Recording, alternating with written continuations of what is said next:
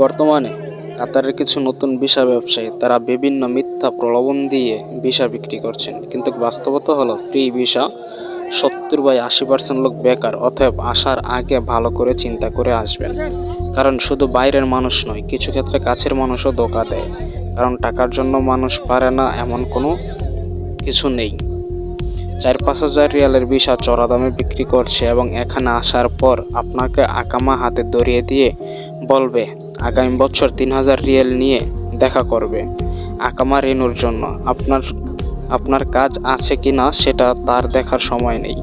Visa বিক্রির সময় যেসব ধরনের কথা আপনাকে বলবে সব ধরনের কথা ভুলে যাবে।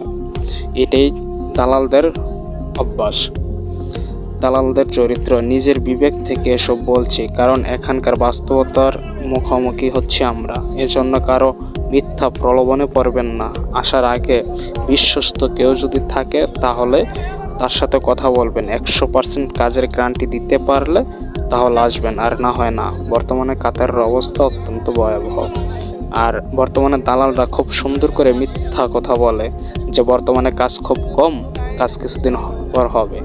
এরকম ধরনের বিভিন্ন মিথ্যা কথা বলে তারপর আসবে। মানে মিথ্যাটা এরকমভাবে বলবে যেটা আপনার কাছে, যে দালাল যেভাবে দালাল বিশ্বস্ত হবে এরকম ধরনের কথাবার্তা বলে আপনাকে দালাল ইমপ্রেস করবে। তারপর দালাল আপনাকে নিয়ে আসবে, যেই কোনো কৌশলে দালাল আপনাকে নিয়ে আসবে। অতএব আসার আগে খুবই সাবধানতা অবলম্বন করবেন।